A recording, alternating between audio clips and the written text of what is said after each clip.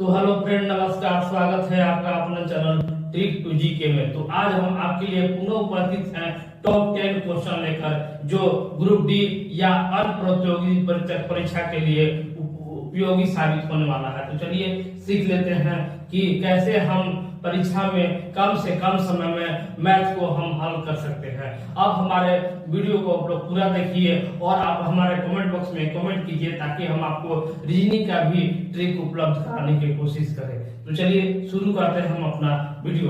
तो हमारा पहला क्वेश्चन आपके स्क्रीन पर है। दुकानदार एक वस्तु को 15% लाभ पर बेचता है। यदि वह 18 रुपया अधिक में बेचता तो उसे 18% का लाभ होता, तो उस वस्तु का क्रय मूल्य कितना होगा।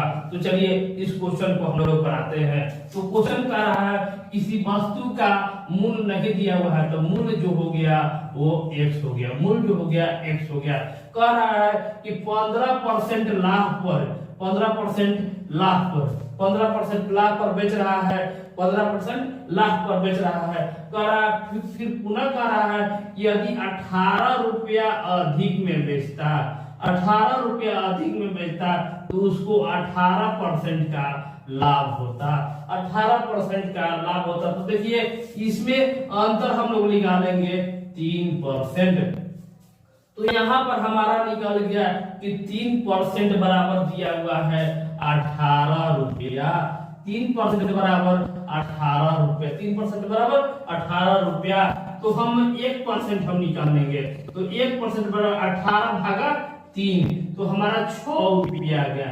1% बराबर 6 रुपया। जब 1% हमारा आ गया तो हमको 100% निकालना है। तो 100 में दोनों तरफ गुना कर दीजिए 600। तो जो वस्तु का जो मूल्य हो गया वो हो गया 600 रुपया। तो कितना आसानी से हम लोगों ने निकाल लिया कि इस वस्तु का क्रय मूल्य जो है 600 रुपया है। तो बढ़ते हैं इसी तरह 8 तरीके से हम लोग बढ़ते हैं। अगला क्वेश्चन आप लोग देखिए और बहुत ही सरल ढंग से बताया जाएगा। तो चलिए दूसरा क्वेश्चन पर चलते हैं। तो फ्रेंड, आप अपने भाई को इसी तरह आशीर्वाद देते रहिए। तो आगे बढ़ते हैं हम अपने अगले क्वेश्चन पर। तो अगला क्वेश्चन भी आप लोग के लिए कि वह सबसे छोटी संख्या जिसमें 5 जोड़ने पर प्राप्त संख्या 24, 32, 36 और 54 प्रत्येक से विभाजित हो जाए। प्रत्येक से विभाजित हो जाए। तो क्वेश्चन आपको कहा है कि वह छोटी से छोटी संख्या जो है वो x है। छोटी से छोटी संख्या x है। तो कह रहा है कि इसमें 5 जोड़ने से वह देखिए वह 24, 32, 36 और 54 से विभाजित हो जाए। तो सभी का हम क्या करेंगे कि एलसीएम ले लेंगे। एलसीएम ले लेंगे तो हमारा जब यहाँ पर जोड़ना होगा तो इसको हम घटा लेंगे। जोड़ना होगा तो x में से हमको घटा लेंगे तो हमारा ये सब हो जाएगा जो घट जाएगा। तो यहाँ पर देखेंगे कि 24, 32, 36 और 54 का एलसीएम हो जाएगा 864 है। 864। तो हमको जोड़ना है तो हमारे पास आ जाएगा यहाँ पर x का मान हमारे पास आ गया 864। इसमें से अगर जोड़ने के कहे तो आपको घटा देना है, घटाने के कहे तो आपको जोड़ देना है। तो इसमें से घटा देंगे तो 859 है। 859 देखिए ऑप्शन नंबर 2 में मौजूद है। आप लोग ऑप्शन भी देखते चलिएगा और इस तरीका से हम लोगों ने इसका हल कर लिया है। इसी तरह बढ़ेंगे अपने अगले क्वेश्चन पर। तो फ्रेंड, ये प्रश्न ग्रुप डी के लिहाज से बहुत ही इंपॉर्टेंट प्रश्न है। आप लोग स्क्रीन पर है कि 4/5, 7/8, 6/7, 5/6 को आरोही क्रम में सजाएं। आरोही क्रम में लिखें। इसको आज हम लोग आप लोग के बीच बताएंगे कि इसको आप लोग आरोही क्रम में होता है बढ़ते क्रम में। जैसे 1, 2, 3, 4, 5 इंफिनिटी तक। तो ऐसे आपको बढ़ते क्रम में लिखना है। इसमें बताना है कि सबसे छोटा कौन है, उसके बाद बड़ा कौन है, उसके बाद बड़ा कौन है, उसके बाद सबसे बड़ा कौन है, सबसे बड़ा को पीछे में और सबसे छोटा को आगे लिखा जाता है। तो ये कैसे ग्रुप डी में हम ग्रुप डी के एग्जाम दे रहे हैं, तो हमें कम से कम समय में इसको बनाना है। कम से कम हमको 90 मिनट का समय मिलता है, तो उसमें हम लोग को लगभग एक सवाल पर 1 मिनट का समय मिलता है। तो मैथ में आप लोगों को ज्यादा से ज्यादा 30 सेकंड का समय देना है। 30 या 10 सेकंड का समय, 10 सेकंड से 30 सेकंड के बीच में आप लोग समय देते हैं तो आप लोग अच्छे हैं। तो चलिए इसमें हम कैसे करेंगे, हमको 10 सेकंड के अंदर बन जाए, तो हमको 10 सेकंड के अंदर इसको बनाना है। तो देखिए इसमें करना है कि सबको अंतर देख लेना है, सबको अंतर देख लेना है। अंतर देखिए तो सब में अंतर 1-1 का है, सब में अंतर 1-1 का है, मतलब सबका सब में अंतर बराबर है, सब में अंतर बराबर है। बस हमारा आंसर आ गया कि सबसे ऊपर वाला आप देखेंगे इसको अंश कहा जाता है और नीचे वाला को हर कहा जाता है। तो अंश को हम देखेंगे कि जो सबसे छोटा रहेगा वो सबसे छोटा हो जाएगा, तो जो सबसे छोटा वो सबसे छोटा हो जाएगा। तो 4/5 पहला पर, 4/5 पहला पर और 5/6 दूसरा पर, उसके बाद 6/7 तीसरा पर और चौथा पर हो जाएगा 7/8। मतलब कि जो छोटा रहेगा वो सबसे आगे और जो सबसे बड़ा रहेगा वो सबसे पीछे। तो इस तरीके से हम जब हमको ये फॉर्मूला मालूम रहेगा तो हम इसको 10 सेकंड के अंदर हम बना सकते हैं। तो कितना मजेदार है। इसी तरह हम बढ़ेंगे अपने अगले प्रश्न पर। तो अगला क्वेश्चन इंपॉर्टेंट होने वाला है कि एक प्रत्याशी किसी परीक्षा में 20% अंक प्राप्त करते हुए 30 अंकों से फेल हो जाता है, परंतु अन्य प्रत्याशी 32% अंक प्राप्त करते हुए भी 42 अंक अधिक प्राप्त करता है, तो पास होने के लिए अंकों का प्रतिशत क्या है। चलिए इस क्वेश्चन को हम लोग बनाते हैं। तो इस क्वेश्चन को बनाने के लिए हमारे पास देखिए मौजूद है कि यहाँ पर दिया हुआ है कि 20% अंक लाता है वह कितना अंक से, तो 30 अंक से फेल हो जाता है। मतलब कि ये पास होने के लिए इतना 20% आपका 30 नंबर लाएगा तो वो पास हो जाएगा। उसी तरह एक और दूसरा प्रमेय कह रहा है कि वह 32% ला दिया है और 42% ज्यादा अंक ला दिया, 42% ज्यादा अंक ला दिया, तो वो कह रहा है कि कितना आपको पास होने के लिए न्यूनतम अंक क्या है। तो चलिए यहाँ पर हम लोग सीख लेते हैं। तो यहाँ पर हम लोग देखेंगे कि ये देखिए दोनों बराबर है, दोनों बराबर है। तो इसको हम करेंगे कि बराबर के इस साइड रहिएगा तो 32 माइनस 20, तो यहाँ पर हो जाएगा 12%। देखिए इधर माइनस है, इधर प्लस है, प्लस जाकर उधर जाकर हो जाएगा, उधर जाकर माइनस, प्लस है उधर जाकर भी माइनस हो जाएगा, तो माइनस माइनस प्लस बराबर 75 हो जाएगा। आप लोग यहाँ पर फिर से पुनः देख लीजिएगा कि ये प्लस है तो बराबर के पीछे जाएगा तो प्लस माइनस लेता है, लेकिन पहले से माइनस 42 मौजूद है, इसीलिए माइनस माइनस यहाँ पर प्लस हो गया। तो 12 बराबर 1, तो 1 बराबर 1% बराबर हम निकाल लेंगे 72/12, तो हमारा निकल गया 6 आ गया। तो हम लोग टोटल जो निकालेंगे, टोटल हम लोग निकालेंगे तो 100% बराबर 600। तो उसको उस परीक्षा में टोटल जो अंक है वो 600 है। अब हमको निकालना है कि कोई एक पर रख दीजिए, पर मैं 1 और 2 है, कोई एक ऊपर रख दीजिए। तो देखिए 20% आप प्लस 30, 20% आप प्लस 30, तो इसको में हम लोग रख देंगे कि 20%। तो मैंने आपको बताया था कि कोई भी संख्या का हम लोग को 10% निकालना होगा, तो पीछे वाला एक अंक को हटा दीजिए, वो 10% हो गया। तो उसी तरह हम लोग यहाँ पर 20% अगर हम लोग निकालते हैं, 20% निकालते हैं तो 120 प्लस 30, तो देखिए यहाँ पर 30 को हम लोग को 600 में बताना है। तो देखिए यहाँ पर देखिए कि 1 हटा देंगे तो 10%, और 10% के आधा हो गया 25, आधा हो गया 30। यहाँ पर पुनः आप लोग देख लीजिए ये 20% हो गया और ये 5% हो गया। 6 के आधा 3, 6 का आधा 3, तो जब 1% तो आधा परसेंट 5, तो इसका आंसर हो जाएगा 25%। आप लोग पुनः एक बार देख लीजिए कि कैसे इसका हल हमने किया था। तो देखिए यहाँ पर हमने किया, यहाँ पर देखिए 120 और प्लस 30 हम लोगों ने ला दिया था, तो हम लोग 150 लाने का काम किया था। कितना में? तो 600 में, 600 में लाने का काम किया था 150, तो उसमें 100 से गुना कर देना आपका परसेंटेज है। तो देखिए यहाँ से 0 से 0 कैंसिल, यहाँ से 0 से 0 कैंसिल, यहाँ से हम लोग हल करेंगे तो देखिए यहाँ पर आ जाएगा 25 छके 150। तो देखिए 25% हम लोगों ने ला दिया है। तो इस तरीका से इस क्वेश्चन को आप लोग बहुत ही आसानी से, जब आपको आ जाएगा तब बहुत ही आसानी से 10 या 15 सेकंड में इस क्वेश्चन को आप लोग हल कर सकते हैं। तो चलिए इसी तरह पढ़ेंगे अपने अगले प्रश्न पर। तो फ्रेंड नेक्स्ट प्रश्न लेकर उपस्थित है, पांचवा प्रश्न लेकर उपस्थित है आप लोग के बीच। तो पांचवा प्रश्न आप लोग के बीच है कि x+1, x+2, x+3, x+4 और x+5 का माध्य जो है 15 हो, तो प्रथम तीन संख्याओं का माध्य क्या होगा? प्रथम तीन संख्याओं का माध्य क्या होगा? तो क्वेश्चन आपके स्क्रीन पर है।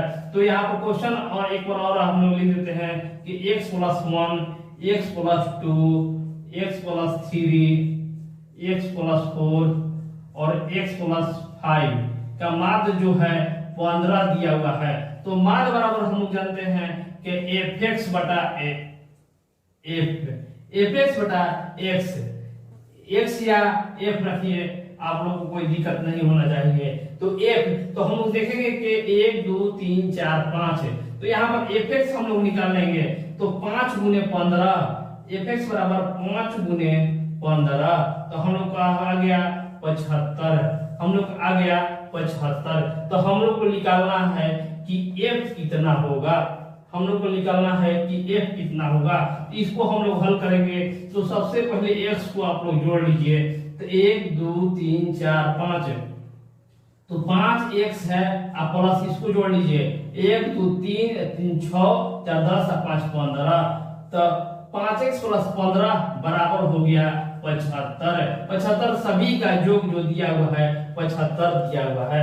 तो हम लोग ने 5x बराबर हम लोग निकालेंगे कि 75 - 15, इसमें कोई दिक्कत नहीं होने वाला चाहिए।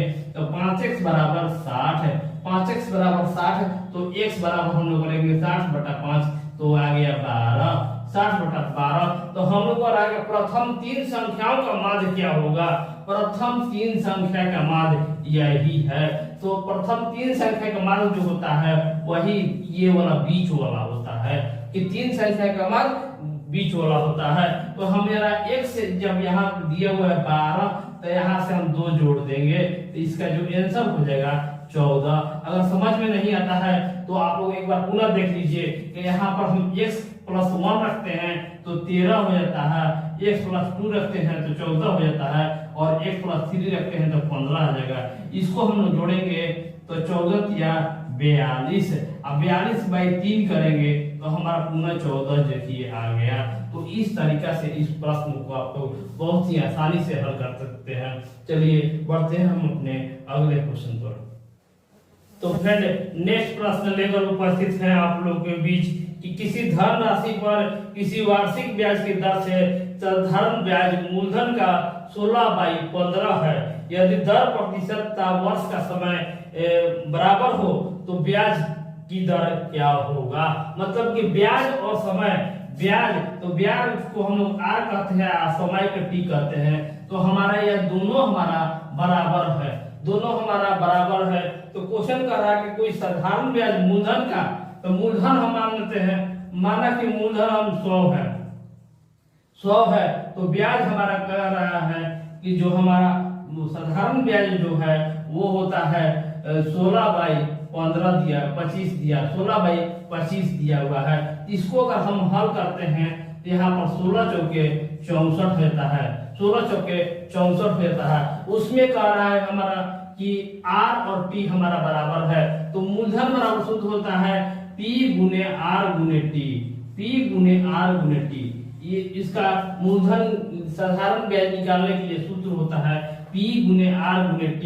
तो हमारा P हम यहाँ से हम लोग निकाल दिए थे 100, तो R गुने T हमारा जब है, कह रहा है कि दोनों बराबर है, तो ये देखिए 64 है, तो दोनों बराबर है तो स्क्वायर है, दोनों बराबर है तो स्क्वायर है। तो r हमारा निकल गया 8 और t भी निकल गया हमारा 8। देखिए दोनों बराबर है और दोनों के गुना कीजिएगा आप लोग तो 64 आ जाएगा। तो इस तरीका से आप लोग को ये ऑप्शन से आप लोग इसको बना सकते हैं। देखिए ऑप्शन में मौजूद है ऑप्शन नंबर 1 में। तो इस तरीका से बनाना है कि जल्दी से जल्दी आप लोग इस प्रश्न को हल कर सकते हैं। तो बढ़ते हैं इसी तरह अपने अगले प्रश्न पर। ये प्रश्न ग्रुप डी के लिहाज से बहुत ही इंपॉर्टेंट होने वाला है। यदि कोई धनराशि चक्रवृद्धि ब्याज से 4 वर्ष में दोगुना हो जाता है तो वह राशि 8 गुना कितने वर्ष में हो जाएगा। तो चलिए इस क्वेश्चन को हम आपको 10 सेकंड के अंदर बनाना सिखा रहे हैं। हमको वाई टाइम की जरूरत नहीं है, आप लोग सीख लीजिए वही काफी है। तो देखिए यहाँ पर कह रहा है कि 4 वर्ष में 2 गुना हो जाता है, 2 गुना हो जाता है। यहाँ पर देखिएगा 4 वर्ष में 2 गुना हो जाता है। तो कह रहा है कि 8 गुना कितने वर्ष में होगा। आप लोग 8 वर्ष में इतना हो रहा है, 4 वर्ष में 2 गुना। यहाँ पर 2 बना दीजिए, 8 को 2 बना दीजिए, 8 को 2 बना दीजिए। तो यहाँ पर 8 के 2 के पावर 3 हो जाएगा, 2 के पावर 3 हो जाएगा। जो यही ऊपर में 3 आ गया इसमें आप लोग गुना कर दीजिए। यही जो पावर में 3 जो पावर आएगा उसको वर्ष से गुना कर दीजिए।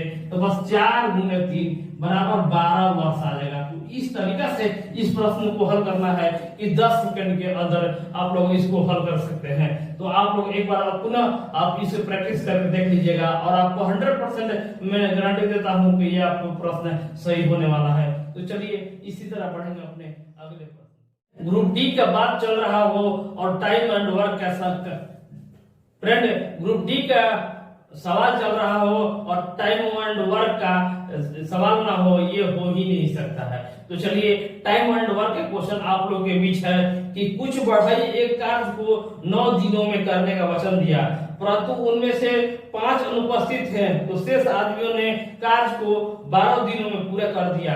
तो बढ़इयों की संख्या क्या थी। तो चलिए इस क्वेश्चन को हम आपको बीच 10 सेकंड में बनाने की कोशिश करते हैं कि 10 सेकंड में आप लोग कैसे बना सकते हैं। तो चलिए यहाँ पर आप लोग देख लीजिए कि कह रहा है कि कुछ बढ़ाई एक कार्य को 9 दिन में। तो कुछ हम मान लेंगे कि माना के बढ़ाइयों की संख्या x है, माना के बढ़ाई की संख्या x है। तो वो 9 दिनों में बनाने का वचन दिया, 9 दिनों में। तो 9x हो गया, 9x, परंतु 5 अनुपस्थित हो गया, मतलब कि x - 5। ये 5 - 5 यही आपका समीकरण बनाने आना चाहिए, तब आपका आंसर सही हो जाएगा। तो देखिए x - 5 हो गया। अब कह रहा है कि जितना भी अनुपस्थित हो गया उसमें से आप लोग को 12 दिन में कार्य को पूरा किया। इसको समीकरण को आप लोग हल किए। तो देखिए समीकरण से इसको हल करते हैं तो ये हो गया 9x है। इसमें हल करते हैं तो ये देखिए 12x - 12 × 60 है, 12 × 60। तो यहाँ पर देखिए बराबर के इस साइड लाइएगा तो आप लोग को माइनस हो जाएगा। तो 3x बराबर हो जाएगा 60 है, 3x बराबर 60 है। तो x बराबर हम निकालेंगे कि 60/3 बराबर हो जाएगा 20 है। तो 20 आ गया। तो बढ़ाइयों की संख्या कितना आ गया तो 20। तो इस तरीके से हम बनाएंगे कि आपको जल्दी से जल्दी क्वेश्चन का हल हो सके। तो आप लोग देख सकते हैं तो ऑप्शन नंबर 2 में 20 मौजूद है। तो इस तरीके से आप लोग को हल करना है कि जल्दी से जल्दी क्वेश्चन को आप लोग हल कर सकते हैं। अगला सवाल आप लोग के बीच है, किसी लंबवृत्तीय शंकु की ऊंचाई तथा आधार की त्रिज्या में प्रत्येक में 100% की वृद्धि कर देने से शंकु के आयतन में कितना % का वृद्धि होगा। चलिए इस क्वेश्चन को हम लोग हल कर सकते हैं। क्वेश्चन आप लोग पूरा बढ़िया से ध्यान से देखिएगा और तब इसको हल करने की कोशिश कीजिएगा। किसी लंबवृत्तीय शंकु की ऊंचाई तथा आधार की त्रिज्या में प्रत्येक में 100% की वृद्धि हो जाता है। तो हम मान लेंगे कि हमारे पास शंकु जो आयतन था वो 100 था। शंकु का जो आधार और त्रिज्या जो है वो 100 है। तो 100% मतलब हो जाता है 2 गुना। तो हमने आपको एक आयत में हम लोगों ने ट्रिक दिया था कि जब भी लंबाई और चौड़ाई दो मौजूद हो उसमें a + b plus minus AB बटा 100, इसको आप लोग को लगाना है। ये आप रामबाण की तरह इस ट्रिक को आप लोग रख लीजिए। अब जहां भी दो सवाल पूछे कमी या ज्यादा हो वहां पर आप लोग इसका प्रयोग कर सकते हैं। तो देखिए कह रहा है कि आधार में भी और ऊंचाई में दोनों में 100% वृद्धि हो जाएगा। तो पहले से 100 था तो अब हो जाएगा 200, तो 200 हो गया। 200 और प्लस दोनों में वृद्धि हो रहा है, तो 200 और प्लस 200, 200 प्लस 200 और फिर एक प्लस ही है ऊपर में AP, तो 200 गुने 200 और बटा में हो जाएगा 100। इसको आप लोग रख दीजिए। तो देखिए यहाँ से हम लोग हल करते हैं तो यहाँ पर हो जाएगा 400 और प्लस ही हो जाएगा 400, तो बराबर हो जाएगा 800। तो अब कह रहा है कि शंकु के प्रारंभिक और अभी का जो वृद्धि हुआ उसमें कितना गुना वृद्धि हुआ। तो आप लोग यहाँ पर देख सकते हैं कि पहले 100 था, अब हो गया 800, मतलब कि कितना वृद्धि हुआ, तो 700 वृद्धि हो गया। तो यही आंसर होगा कि 700% वृद्धि होगा। वहां पर 800 भी देगा, लेकिन 800 आपको वहां पर हल नहीं करना है। ऑप्शन ए में मौजूद है कि 700% वृद्धि होगा। आप लोग बहुत ही अच्छी तरह से इसको बनाइएगा और इसका ध्यान पूर्वक देखकर ही आंसर टिक कीजिएगा। चलिए आगे बढ़ेंगे अपने अगले प्रश्न पर। इस वीडियो का लास्ट क्वेश्चन है, उपस्थित है आप लोगों के बीच के दो नल ए और बी एक हौज को 3 घंटे में और 5 घंटों में भर सकते हैं तथा नल सी उसे 2 घंटे में खाली कर सकता है। तदनुसार तीनों नलों को यदि चालू कर दिया जाए तो हौज को पूरा भरने में कितना समय लगेगा। तो देखिए इस क्वेश्चन को भी हम लोग हल करते हैं। नल और हौज A, B और C, ये कहता है कि 3 घंटों में भरता है, ये 5 और ये 2 घंटों में खाली करता है। तो तीनों का हम लोग LCM ले लेंगे। तो 5 या 15 दूनी 30, तो एक हो जाएगा 30, ये हो जाएगा 30। तो इसका हम लोग क्षमता निकालेंगे। एक घंटा का क्षमता हो जाएगा 10, ये हो जाएगा 6 और ये हो जाएगा 15। तो ये देखिए माइनस में 15 है, ये हो गया माइनस में 15। तो इसको कह रहा है कि आपको पूरा हौज कब भरेगा। तो यहाँ पर देखिए 10 6 16, 10 6 16, ये दोनों भर रहा है और ये कर रहा है। बटा में 30, बटा में पूरा को हम नीचे लिख देंगे 1/30 बराबर 30 घंटा में वो 30 घंटा में पूरा हौज को तीनों मिलकर भर देगा। ये वीडियो आपको कैसा लगा? हमारे वीडियो को आप लोग लाइक और सब्सक्राइब करते रहिएगा।